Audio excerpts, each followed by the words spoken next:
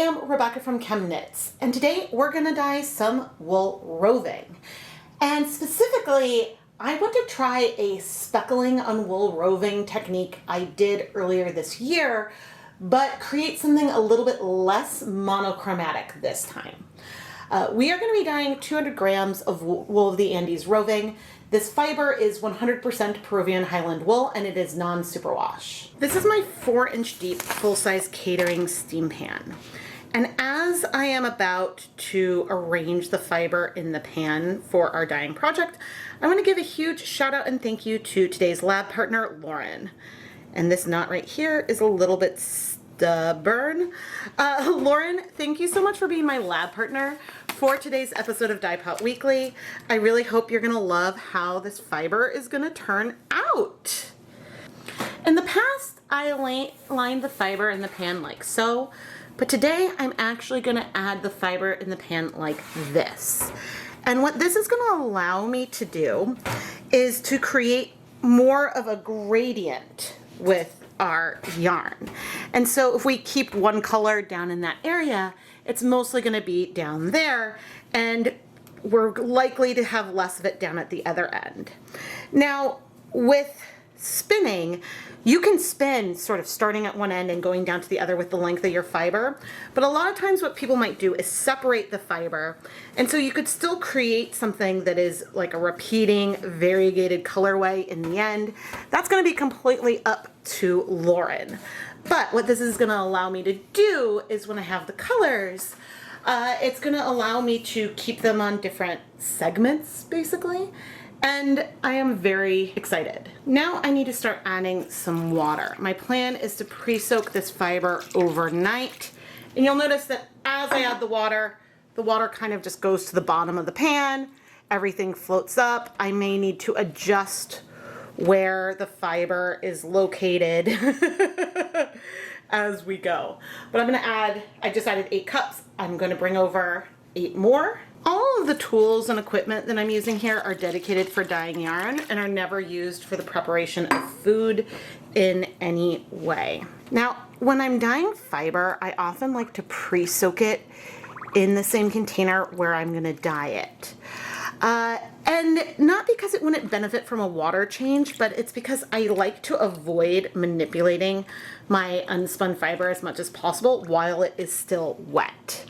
But that is just my preference, and after all these years, there are some things I still get a little nervous around.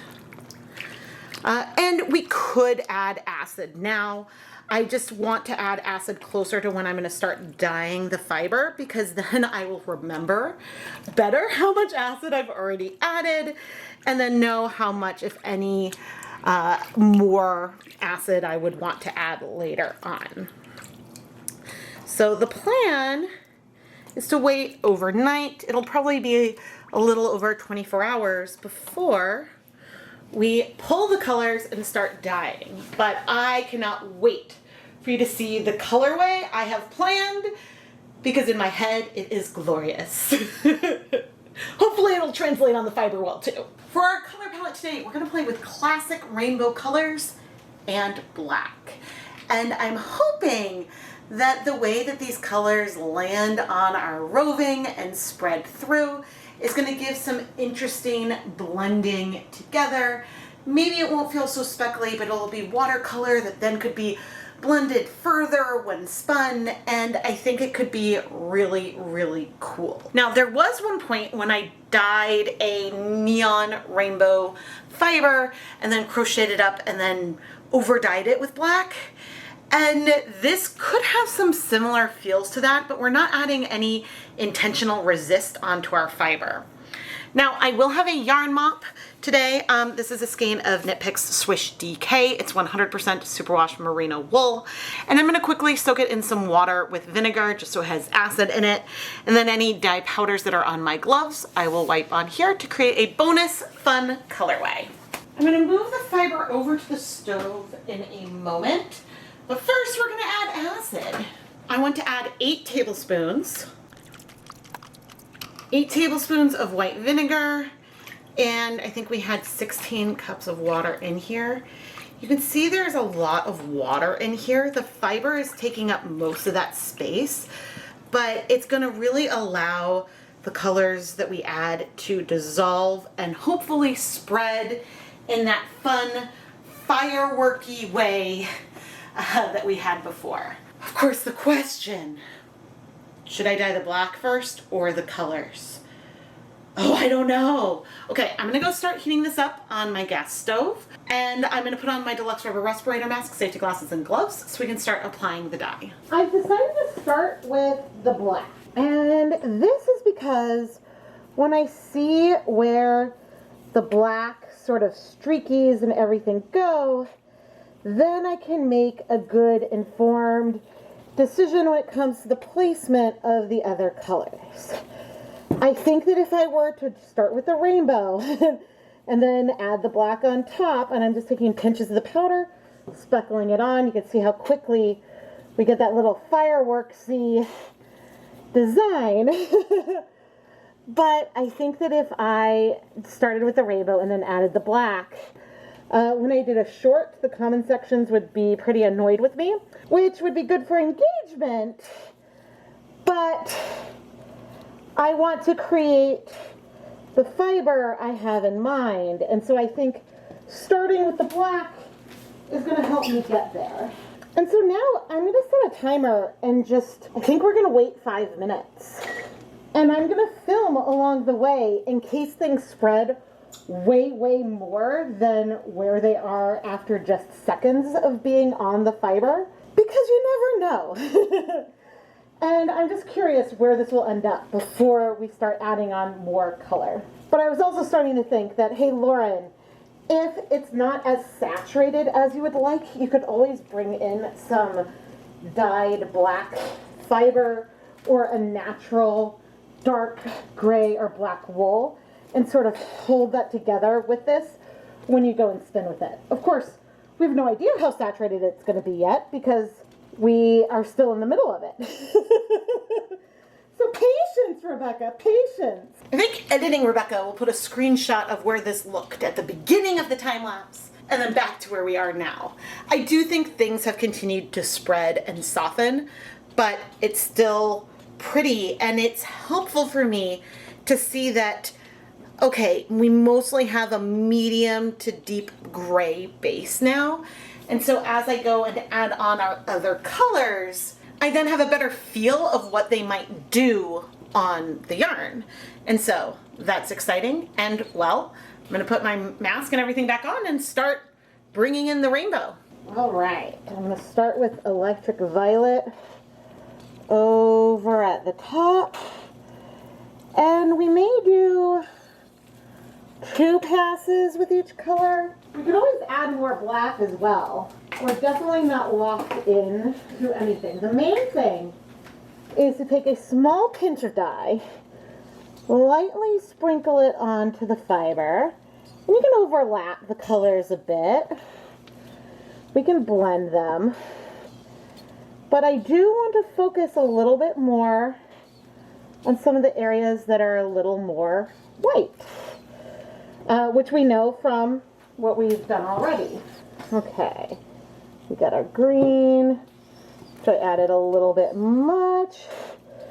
Green can be a big spreader. You can tell when I'm really focused on what I'm doing and where I'm letting colors fall based on how little I talk. Oh dear.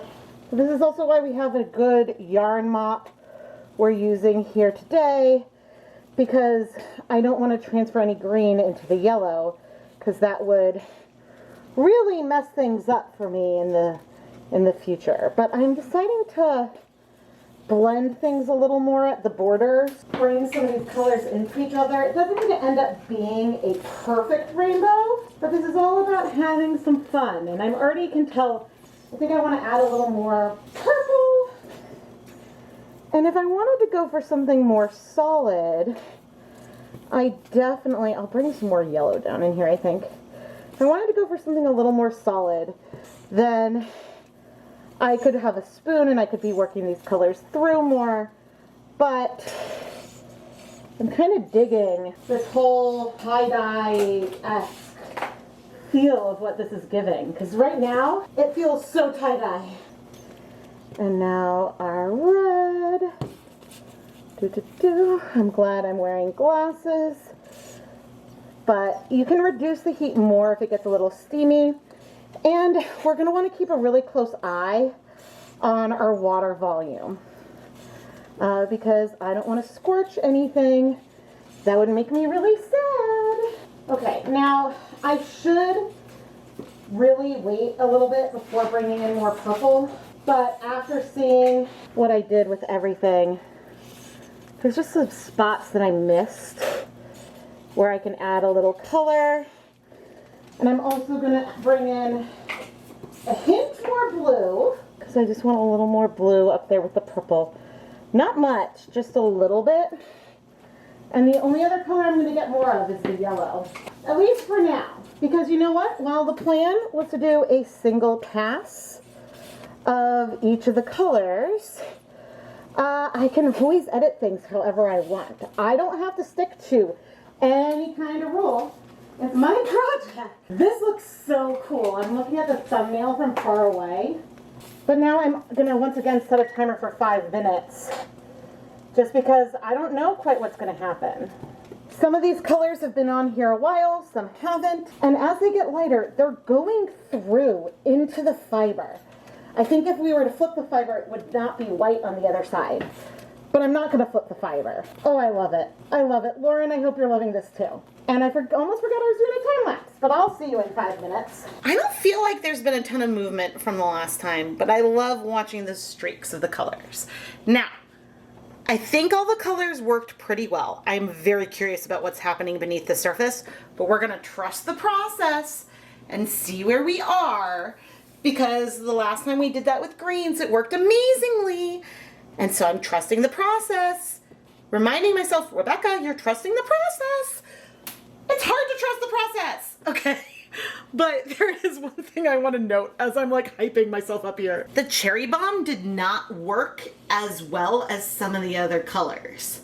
We've got some actual speckles there, which it's not a problem because when spinning, these will get blended out some.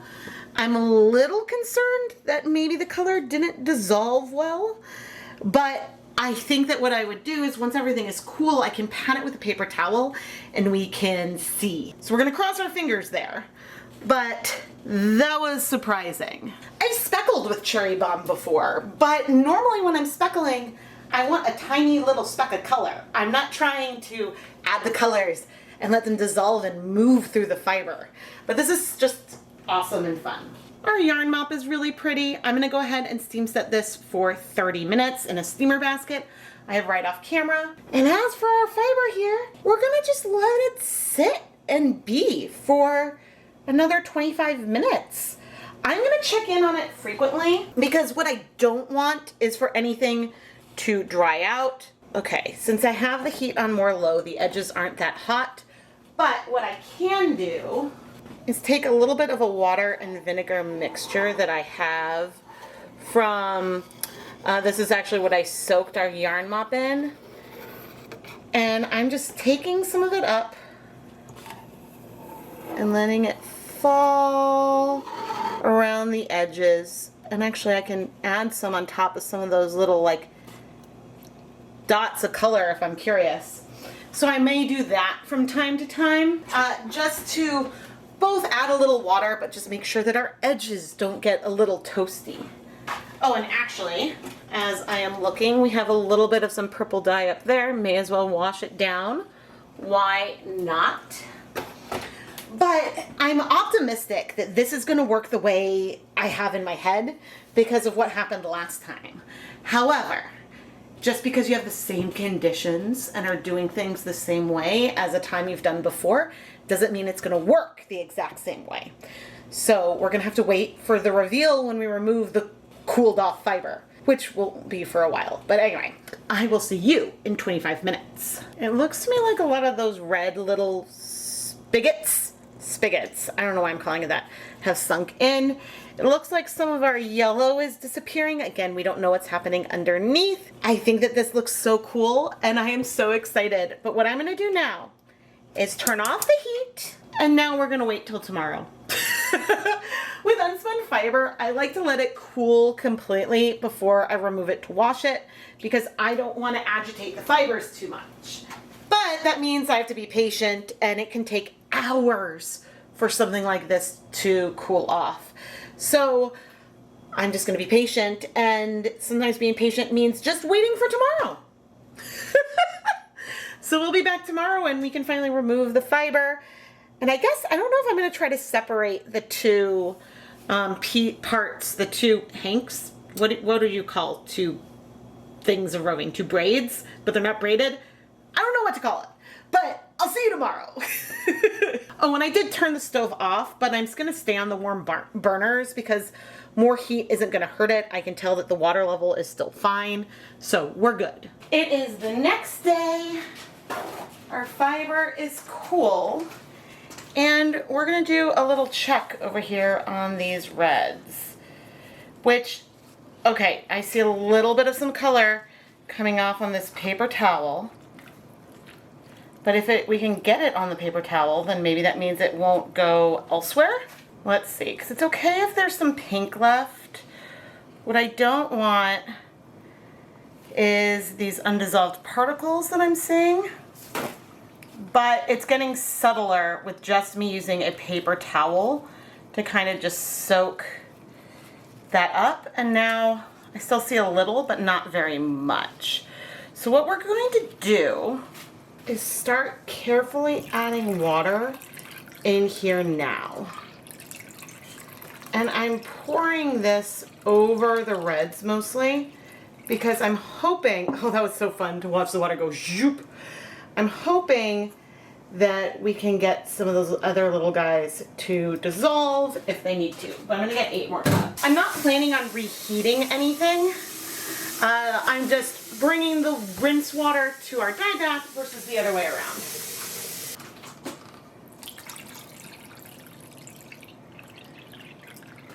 And this is just cool tap water.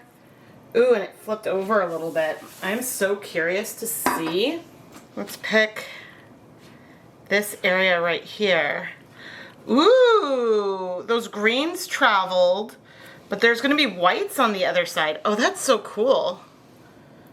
Oh, the purples didn't travel as far.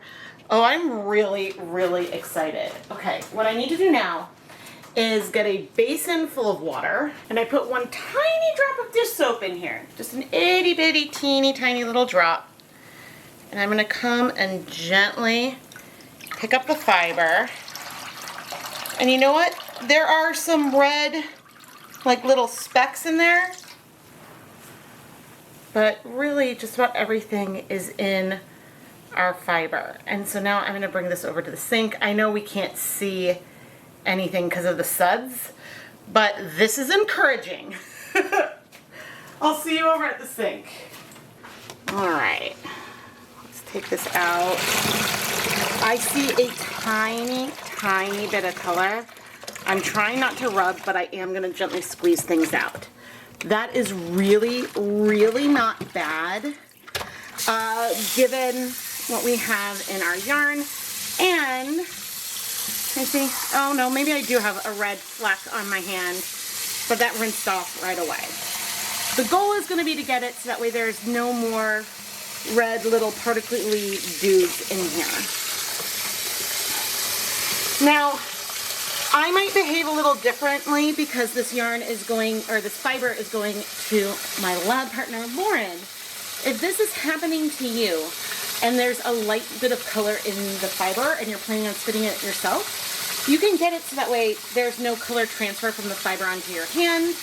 And even if there is a little bleeding, spin the yarn and then wash it more vigorously. You can set the twist and be more aggressive with it when you no longer have it in this more fragile, unspun way. Gentle, gentle.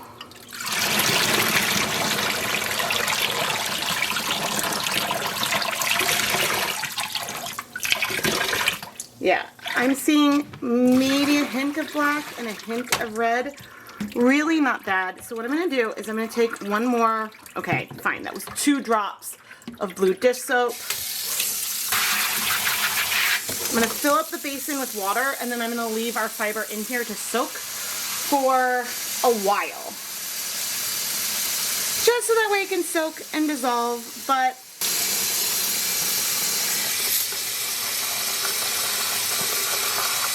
and you'll notice that I'm trying to not have the water run directly onto the fiber. I keep checking my hand to see if I see any more little red dots. All right, I'm gonna set this aside and I'll be back in probably 30 minutes to an hour or so, something like that. Okay, let's see. Seeing some reds come out. I have blue on my hand from another project that is not from this fiber. I'm not seeing any more red come on my hands. With any luck, that long soak really did help. Okay, I'm gonna refill this with water. Okay. See, with any luck, just time and a lot of water can make things better. Wahoo! All right, I'm gonna go put this through my spin dryer to remove the rest of the water. Funny, there was like a red thing that came, but it was just a bit of fiber. It wasn't even any dye. Okay, I'm gonna go put this through my spin dryer, hang it up to dry for you, Lauren. I'm gonna wash the yarn mop off camera, and then we're gonna come take a closer look at the finished yarn, or fiber. You know what I mean. Lauren's fiber is dry, but I now need to separate the 200 grams. The match is really pretty good between the two. I am impressed. Now, we do have areas that are a lot more white, but I think that if you flip, then you get more of the other colors. And the yellow is present. Let me flip this guy over. Yeah, because here now we see some more of that yellow in there. Even though, once again, poor yellow. Yellow just gets overtaken because that green spreads a lot, and I think oranges spread a lot too. But this is so fun. Now, since dyeing this roving, I realized that one of the things that makes this a little different from the last time I did the speckled roving is that there I had 3 different colors I speckled all over. And even though I did overlap, say the blue and the green a little bit, the green and the yellow a little bit, we mostly just had 2 colors in any given space. So it would be really fun to do this, bringing in addition to the black, either the darker colors that I sometimes like to use with the rainbow, like our navy, our burnt orange, our Cabernet, even though Cabernet, like Cherry Bomb, maybe would behave a little finicky, or to bring in some neons to go along with it too. I think both of those would be a fun evolution of this colorway. But now let's braid her up. You know what also would be really fun? To speckle on the roving with it braided up like this. Because then we could probably fit 3 braids into the pan and then know that we have some of each fiber at the surface. Because one of the concerns I did have with the way I arranged the fiber in the pan is that I could scrunch it in a way and that a whole segment of roving from one of these braids could have been under the other. But that didn't happen. And we have something that is super fun and very, very beautiful. Lauren, thank you so much for being my lab partner for this episode of Dyepot Weekly. I really hope you're going to love this roving. I don't dye roving nearly often enough, and all the roving I dyed today is going directly to my lab partner. So one way you can make me do another roving dyeing video is to sign up to be a lab partner and to select roving as your option. If there is a particular fiber type that you are unspun fiber type you're interested in, please send me a message in advance because I can tell you what I have in stock, or maybe I can special order some kind of fiber. You can find more details about all of this over in the ChemKnits Creations Etsy shop. And to all of you saying at the screen, Rebecca, yarn mop, don't worry, I didn't forget today. Sometimes I do, but today's not one of those days. Lauren, thank you again. This yarn mop looks like an art room table. There are lots of little bits of every color in a very happy, splotchy way, and I think it would be a lot of fun knit up. I love creating these random colorways. They are so fun and pretty and such a good use of dye that otherwise would just get rinsed out my gloves. Recently I posted a short showing how quickly some of my superwash yarns soaked up dye, and a lot of people marveled that the dye bath went from pigmented to clear. But that's what happens with acid dyes and wool-based fibers. Wool accepts dye so easily that you don't need to use so much excess dye to get some color in it, unlike some other types of fibers that are out there. Which now I feel like Ed and Ink Rebecca should make a short talking about how all of the dye exhausted. Interesting. But anyway, I am Rebecca from ChemKnits. I love to play with color and yarn and tweak different techniques, different colors, because each time I dye something, I learn more and more, and that's pretty fantastic. Please subscribe and turn on notifications so you never miss a new video. I post full-length videos at least twice a week, and then have some shorts sprinkled in there with some sometimes sneak peeks, but usually showcasing a project that I've shared in the past. Thank you so much for watching.